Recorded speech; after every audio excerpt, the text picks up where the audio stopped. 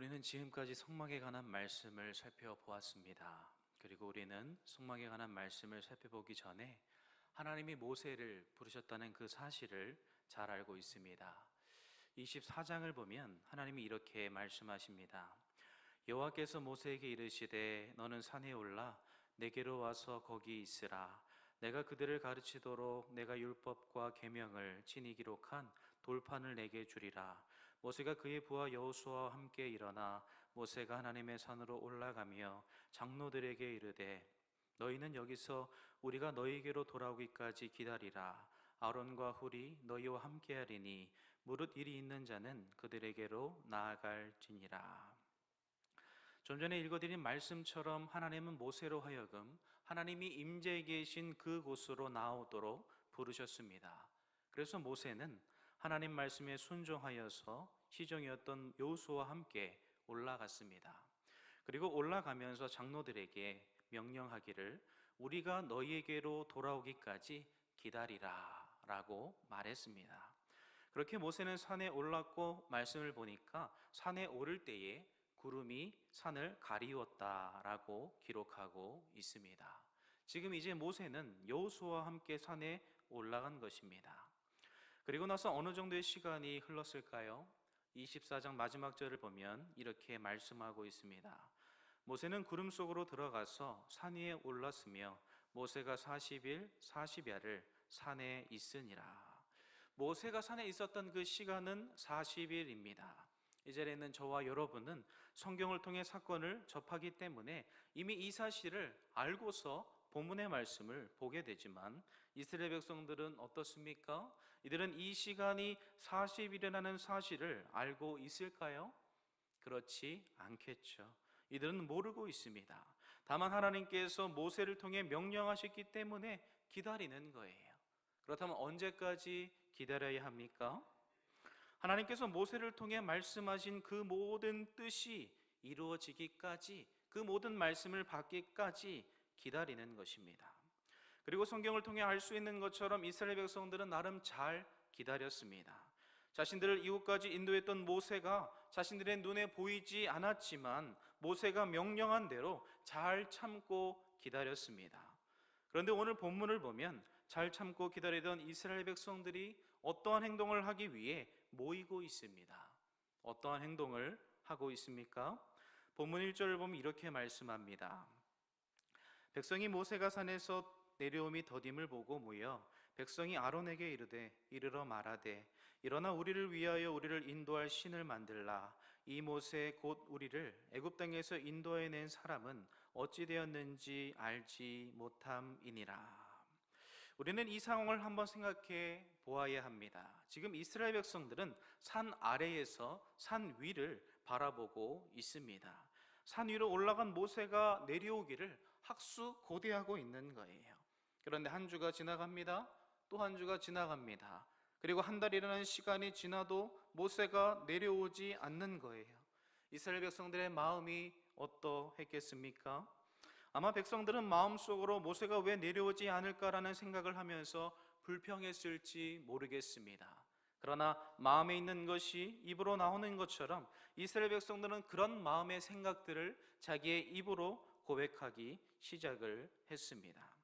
그리고 백성들은 저마다 모세가 산에서 더디 내려오는 것을 보고 삼삼오오 모이기를 시작했습니다. 그리고 나서 한 것이 무엇입니까? 자신들의 소리를 들어줄 아론을 찾아갔습니다. 그럼 이번에는 아론의 입장에서 한번 생각해 보기를 원합니다. 그렇다면 아론은 지금 모세를 기다리는 이 시간이 행복했겠습니까? 모세가 없어서 자신이 이 모든 백성들을 돌아봐야 될 이 시간을 아무런 염려와 걱정 없이 보내고 있었을까요? 당연히 그럴 수가 없을 것입니다. 아마 이스라엘 백성들보다 더 마음이 힘들고 괴로웠던 사람은 아론일 거예요. 왜냐하면 모세가 산에 올라갔기 때문에 이 모든 일들을, 모세가 있던 이 모든 무거운 짐을 자신이 져야 했기 때문입니다. 그렇기 때문에 아론은 말하지 않아도 다른 백성들보다 더욱더 모세를 기다리고 있었을 거예요. 그런데 아론의 눈에 무엇이 보이기 시작합니까? 이스라엘 백성들이 수근거리기 시작합니다. 그리고 한둘씩 모이기 시작하더니 자신에게 나아오는 것입니다. 이 모습을 바라보면서 아론이 무엇을 생각했을까요? 저는 개인적으로 드디어 올 것이 왔다고 생각하지 않았을까 생각이 되어집니다. 자신도 이렇게 애가 타는데 백성들도 그렇겠구나라고 생각하면서 그들이 자신에게 나와 모세에 대해서 이야기할 것이라고 생각이 되어지는 거예요. 그리고 이런 아론의 생각은 빗나가지 않았고 정확했습니다. 이스라엘 백성들은 무리를 지어 아론에게 다가왔고요, 모세에 관하여 이야기했습니다. 그런데 그 이야기는 단순히 모세에 관한 것이 아니었어요. 어떠한 내용입니까? 다시 1절을 보면 이렇게 말씀합니다. 같이 읽기를 원합니다. 1절입니다. 시작.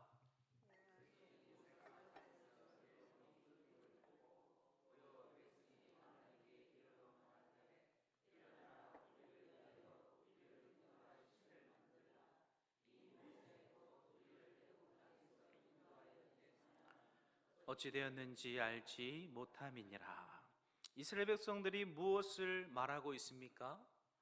자신들을 지금 이곳까지 인도했던 모세를 존중하지 않는 말들을 하고 있는 거예요. 하나님께서 모세를 통해 놀라운 일들을 나타내지 않으셨습니까? 애굽에 종노릇하고 있었던 그 백성들을 하나님께서 10가지 재앙으로 구원하셨잖아요. 그런데 하나님이 세우신 이 모세를 아무런 관심이 없는 것처럼 말하고 있습니다. 그에 관하여 말하기를 우리를 애굽 땅에서 인도하여 낸 사람이라고 말하고 있습니다. 지금 모세가 시내산에서 무엇을 하고 있습니까? 하나님의 임재 안에 거하면서 놀라운 계시를 받고 있습니다. 하나님이 친히 거하실 성막이 어떠한지를 하나님께로부터 40일 동안 듣고 있는 거예요. 이것이 누구를 위한 것입니까? 당연히 이스라엘 백성들을 위한 것입니다. 모세는 이 일을 위해서 지금 하나님 곁에 있는 거예요. 그런데 이스라엘 백성들은 그런 모세를 향하여 이야기하기를 그 사람은 어찌 되었는지 내가 알지 못한다 라고 말하고 있는 것입니다.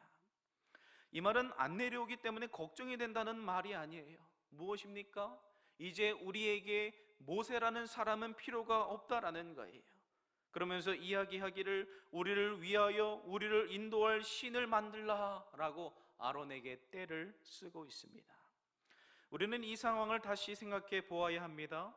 지금 이스라엘 백성들이 어디에 있습니까? 이들은 지금 산 아래에 있습니다. 그렇다면 산 아래에서 바라보는 산 위는 어떨까요? 앞에서 살펴보았던 24장을 보면 하나님이 모세를 부르시던 당시를 이렇게 기록하고 있습니다. 여호와의 영광이 시내산 위에 머무르고 구름이 엿새 동안 산을 가리더니 일곱째 날에 여호와께서 구름 가운데서 모세를 부르시니라. 산 위에 여호와의 영광이 이스라엘 자손의 눈에 맹렬한 불같이 보였고, 지금 시내산은요 하나님의 임재로 인한 영광이 머물고 있습니다. 그래서 이스라엘 백성들이 산 아래에서 산 위를 볼 때에 그것은 마치 맹렬한 불이 타오르고 있는 것처럼 보였다라는 거예요. 그렇다면 지금은 어떻겠습니까? 지금은 하나님의 임재와 영광을 보여주는 그 불이 사라졌을까요? 결코 그렇지 않습니다.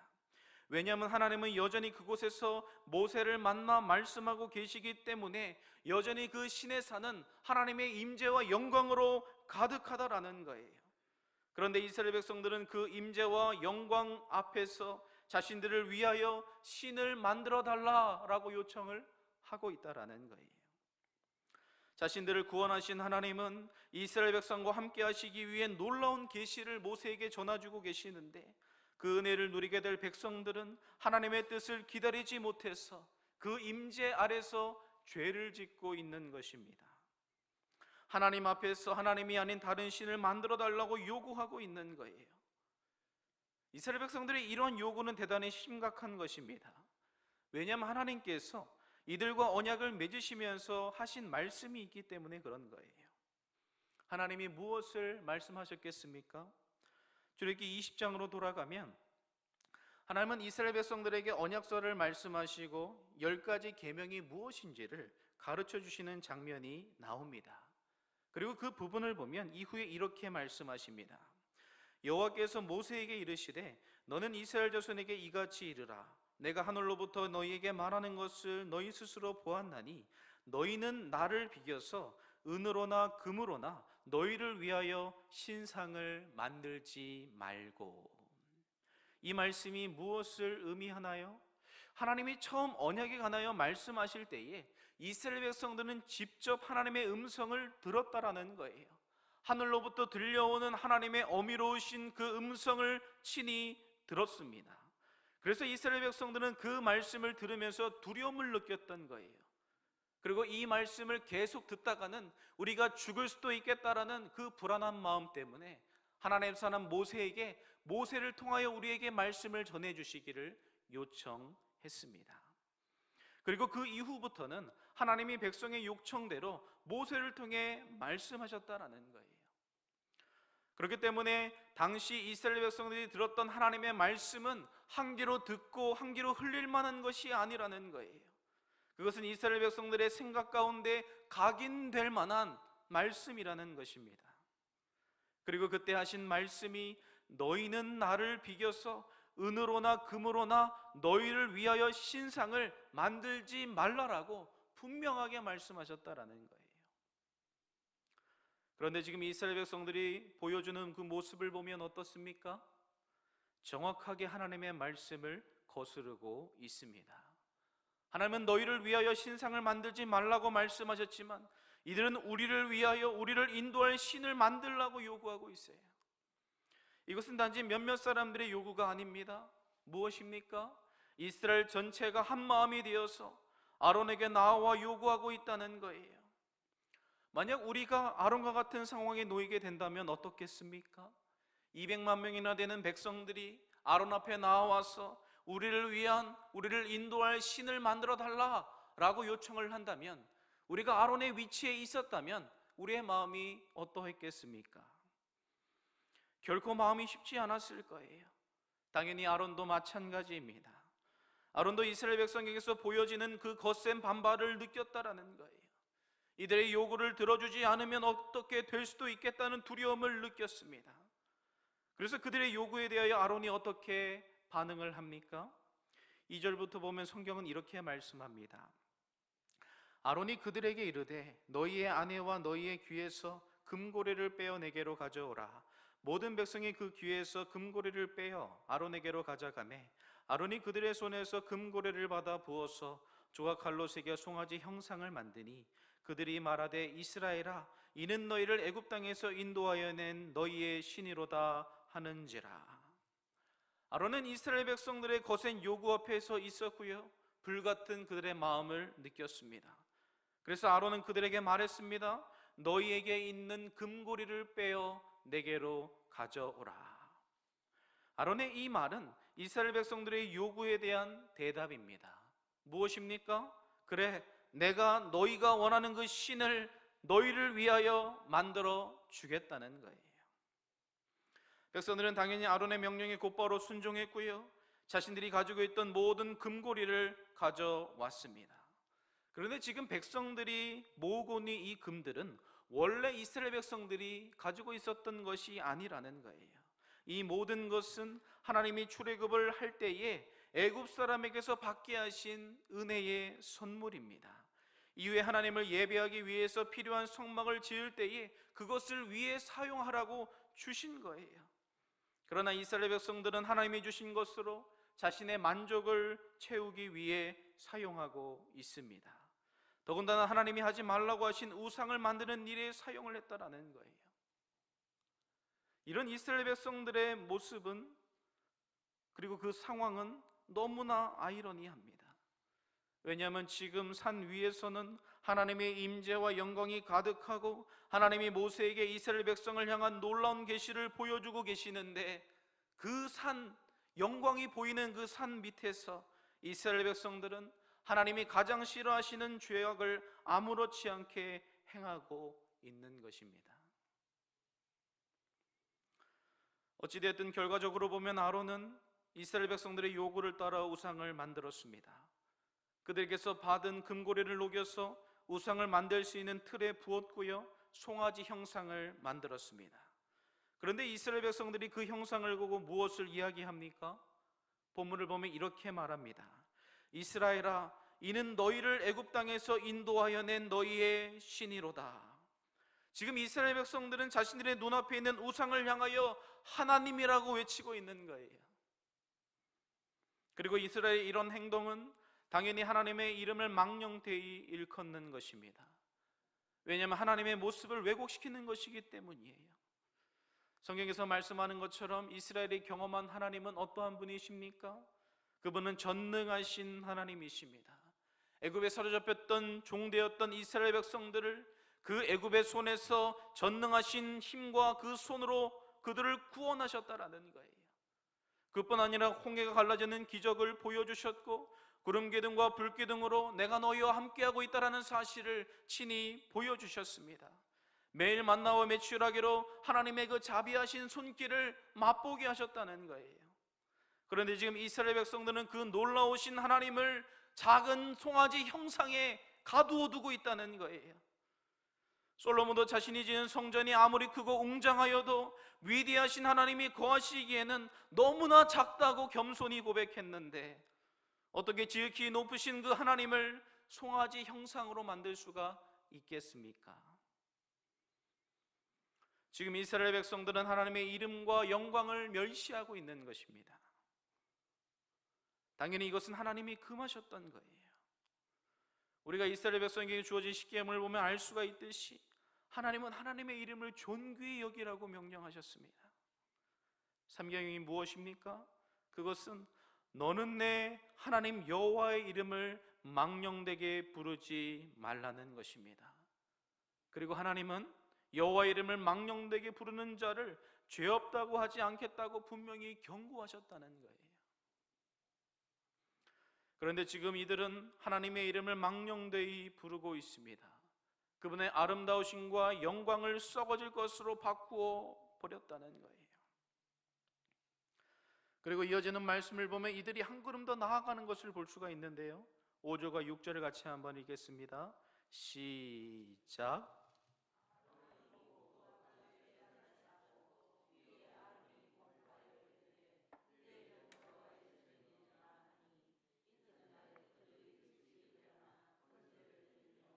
화목제를 드리고 백성이 앉아서 먹고 마시며 일어나서 뛰놀더라. 아론이 이스라엘 백성들을 보았습니다. 그런데 그 모습이 어떻습니까? 이들은 아론이 만든, 자신이 만든 송아지 형상을 바라보면서 즐거워하고 있었다는 거예요. 그래서 아론이 그 모습들, 백성들의 모습을 바라보면서 송아지로 된 그 형상 앞에 제단을 쌓았습니다. 그리고 선포하기를 내일은 여호와의 절을 이니라 라고 백성들에게 선언했다는 거예요. 아론이 이렇게 선포한 이유는 이전에 하나님께서 하셨던 말씀이 있기 때문에 그렇습니다. 우리가 아까 출애굽기 20장을 참조해 보았는데요, 그 부분을 다시 보면 하나님이 이렇게 말씀하십니다. 너희는 나를 비겨서 은으로나 금으로나 너희를 위하여 신상을 만들지 말고 내게 토단을 쌓고 그 위에 내 양과 소로 내 번제와 화목제를 드리라. 내가 내 이름을 기념하게 하는 모든 곳에서 내게 임하여 복을 주리라. 하나님은 이스라엘 백성들에게 우상을 만들지 말고 오직 하나님 앞에 제단을 쌓고 그 앞에서 오직 하나님께만 예배를, 제사를 드리라고 말씀하셨어요. 그러면 내가 그곳에 침이 임재하셔서 너희에게 복을 주시겠다고 말씀하셨습니다. 그러나 이 말씀을 이스라엘 백성들은 어떻게 받고 있습니까? 자신들은 하나님의 말씀에 불순종하고 우상을 섬기면서도 하나님이 주시는 복을 얻기 위해 제단을 쌓고 있다는 거예요. 이런 일들이 지금 어디에서 일어나고 있습니까? 바로 하나님의 영광이 머물고 있는 그 산 아래에서 일어나고 있습니다. 당연히 하나님은 이 모든 것을 산 위에서 보고 계셨어요. 그리고 말씀하셨습니다. 7절입니다. 여호와께서 모세에게 이르시되 너는 내려가라. 내가 애굽 땅에서 인도하여 낸 내 백성이 부패하였도다. 이스라엘 백성에 대한 하나님의 진단이 무엇입니까? 그것은 부패했다는 거예요. 그리고 9절을 보면 이들을 향하여 목이 뻣뻣한 백성이라고 말씀하십니다. 사랑하는 성도 여러분, 부패가 무엇입니까? 부패는 원상태의 것이 변질되는 것을 의미합니다. 우리는 부패라는 단어를 생각하면 쉽게 음식물을 떠올리게 되는 거예요. 왜냐하면 우리가 너무나 쉽게 일상생활에서 접할 수 있기 때문입니다. 저는 개인적으로 음식을 참 좋아하는데요, 음식이 참 맛있어 보이고요, 그 음식을 먹을 때도 너무나 맛있습니다. 그래서 항상 다이어트를 생각하지만 다이어트가 잘 안 되는데요, 그 맛있는 음식도 시간이 지나면 어떻게 되어 있습니까? 점점 부패하게 되어 있습니다. 처음 맛을 잃어버리게 되고요, 처음에는 아름답게 보였던, 맛있게 보였던 그 색깔들도 점점 그 색을 바라게 되어 있는 거예요. 그래서 나중에는 부패되어진 음식만 보아도 속이 울렁거리고 그것을 저 멀리 버리고 싶은 것이 우리의 마음이 아닙니까? 그런데 지금 하나님께서 이스라엘 백성들을 향하여 말씀하시기를, 이스라엘 백성들 너희가 부패하였다라고 말씀하십니다. 우리는 이 말씀을 생각하면서 다시금 그 시간들을 떠올려 보아야 합니다. 제가 말씀드리는 시간은 이 사건이 일어나기 전이에요. 이 사건이 일어나기 전에 무슨 일이 있었습니까? 하나님이 모세를 부르셨고요, 모세는 그의 시종이었던 여호수아와 함께 하나님이 임재해 계신 곳으로 올라갔습니다. 이따면 해도 이스라엘 백성들은 하나님의 임재와 영광이 가득한 그 산 위를 바라보면서 하나님을 경외하는 마음을 가지고 있었던 거예요. 그런데 문제가 무엇입니까? 모세가 올라갔는데 아무리 시간이 지나도 내려오지 않는 것입니다. 한 주가 되고 두 주가 되고 한 달이라는 시간이 지났는데도 모세는 내려오지 않았습니다. 그리고 그 기다림의 시간 속에서 이스라엘 백성에게 나타난 것이 무엇입니까? 바로 부패입니다. 그들의 마음이 점차 변질되기 시작했고요, 하나님을 향한 경외하는 마음이 점차 하나님의 이름을 멸시하고 불평하는 마음으로 바뀌어 갔습니다. 이제는 하나님이 모세를 통해 언약을 말씀하실 때에 온 마음으로 그 말씀을 따라 준행하겠다고 마음으로 고백을 했지만, 지금은 하나님의 존전 앞에서 하나님이 하지 말라고 하신 우상을 만들면서 그 앞에 제사를 드리고 있는 거예요. 사랑하는 성도 여러분, 우리가 본문의 말씀을 통해 무엇을 깨닫게 되어집니까? 그것은 저와 여러분의 마음이 이스라엘과 다르지 않다는 것입니다. 우리는 이스라엘 백성들의 모습을 바라보면서 어떻게 저럴 수 있을까 하고 정죄해서는 안 되는 거예요. 왜냐하면 우리도 그 자리에 있었으면 똑같이 행동할 수 있기 때문입니다. 우리라면 다르겠습니까? 우리라면 하나님의 뜻이 우리 안에 이루어지기까지 끝까지 기다리며 순종할 자신이 있으십니까? 우리가 잘 알고 있는 것처럼 이렇게 우상을 만들어 섬기는 것이 옳지 않고 잘못되었다는 것은 누구나 알고 있는 거예요. 그런데 다 알고 있는 사실 앞에서 이스라엘 백성들이 보여준 반응이 무엇입니까? 그것은 잘못된 것을 따르는 것입니다. 왜냐하면 자신들을 인도한 모세가 눈에 보이지 않았기 때문에 그래요. 그리고 아론의 입장에서 보면 이스라엘 백성들의 요구가 너무나 거셌기 때문에 하나님의 말씀이 무엇인지 알면서도 순종하지 못했다라는 거예요. 저는 이 부분을 묵상하면서 이스라엘의 초대 왕이었던 사울이 생각났습니다. 우리는 역사서를 통해 사울의 행적을 찾아볼 수가 있는데요, 그가 왕이 되어서 처음에는 승승장구를 했습니다. 가는 곳곳마다 전쟁에서 승리를 거두었습니다. 그런데 어느 날 급박한 순간을 만나게 됩니다. 왜냐하면 블레셋의 군대가 쳐들어왔기 때문이에요. 그래서 이스라엘 백성들은 두려워 떨면서 모두가 바위 틈과 웅덩이에 숨어 버렸습니다. 그래서 상황만 보고 행동을 하려면 빨리 전쟁을 치러야 되는 거예요. 그런데 문제가 생겼습니다. 그것이 무엇입니까? 전쟁을 하기 위해서는 사무엘이 하나님 앞에 제사를 드려야 하는데 사무엘이 오지 않는 거예요. 다른 나라였다면 바로 전쟁을 치렀겠지만 이스라엘은 하나님을 왕으로 모시는 신정 국가이기 때문에 모든 것은 하나님의 뜻을 따라 진행되어야 한다는 거예요. 당연히 전쟁 전에는 하나님 앞에 제사를 드림으로써 이 모든 전쟁 가운데 하나님이 친히 우리의 왕이 되셔서 우리의 싸움을 싸워주시고 우리를 붙들어 주시기를 바라보아야 했습니다. 당연히 사울도 이것을 너무나 잘 알고 있었어요. 그런데 사물이 오지 않자 어떻게 합니까? 그것은 자신이 할 수도 없고 해서도 안 되는 제사를 드렸습니다. 그런데 상황적으로 보면 사울의 행동이 이해가 된다라는 거예요. 왜냐하면 사울의 말처럼 백성들은 두려워서 하나둘씩 도망치고 있었고요, 블레셋 사람들은 점차 진군하려는 움직임을 보이고 있었기 때문입니다. 그런데 이후에 하나님께서 사무엘을 통해서 무엇을 말씀하십니까? 이렇게 말씀하십니다. 사무엘이 사울에게 이르되 왕이 망령되이 행하였도다. 왕이 왕의 하나님 여호와께서 왕에게 내리신 명령을 지키지 아니하였도다. 그리하였더라면 여호와께서 이스라엘 위에 왕의 나라를 영원히 세우셨을 것이거늘. 사울의 행동에 대한 하나님의 말씀이 무엇입니까? 그것은 망령되이 행했다는 거예요.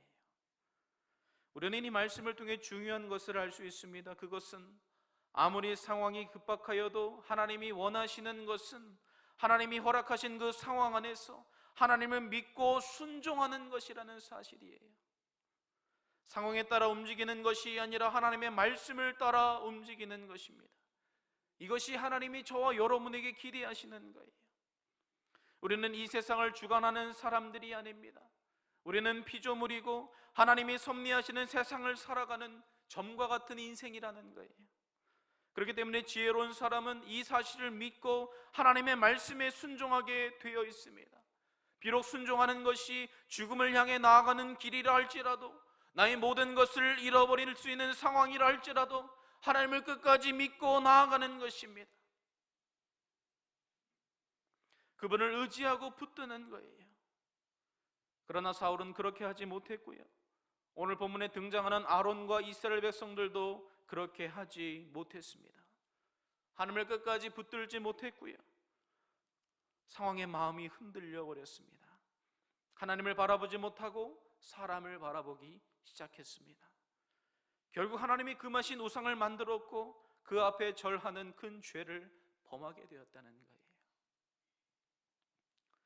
사랑하는 성도 여러분, 하나님이 저와 여러분에게 원하시는 것은 다른 것이 아닙니다. 바로 믿음입니다. 믿음. 하나님을 믿는 것입니다. 나를 지으신 그 하나님, 이 세상을 섭리하신 하나님을 믿음으로 바라보는 거예요. 그것이 어디로부터 나오는 것입니까? 바로 하나님을 향한 우리의 마음에서부터 흘러나오게 되어 있습니다. 우리가 하나님을 사랑하고 그분을 경외하면 그분을 향한 우리의 믿음은 더욱 견고하게 되어 있는 거예요. 하지만 하나님을 향한 우리의 마음이 식어져 버리면, 변질되기 시작하면 우리는 믿음을 따라 살 수가 없는 거예요. 믿음을 따라 행동할 수가 없는 거예요.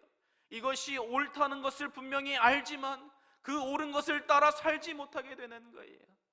이것이 잘못된 것인지를 알면서도 그 잘못된 것을 하나님의 존재한 앞에서 아무렇지 않게 행하게 되는 것입니다.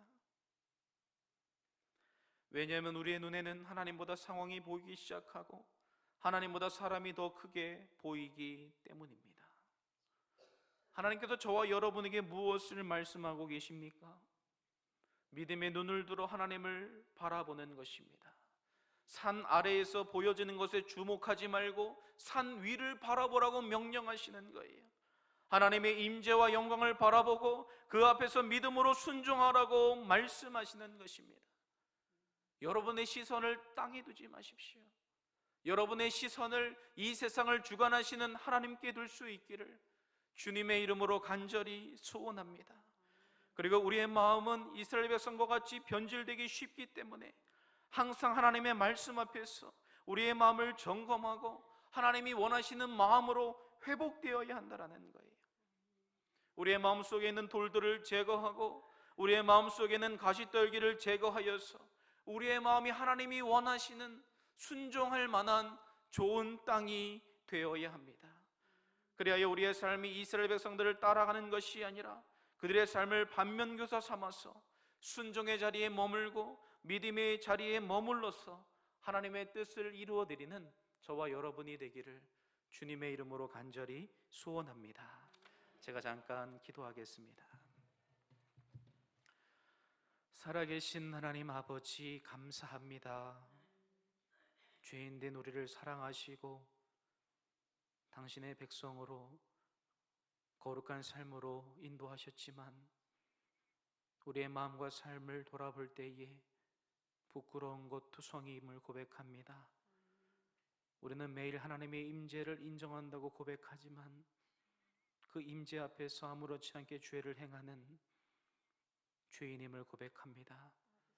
혹시 우리의 마음이 변질되어 있다면 우리의 마음을 예수 십자가의 은혜로 새롭게 하여 주시고 회복시켜 주셔서 하나님의 말씀하실 때에 그 말씀에 온전히 순종하고 따라가는 믿음의 삶이 되게 하여 주옵소서. 거룩하신 예수님의 이름으로 기도합니다. 아멘.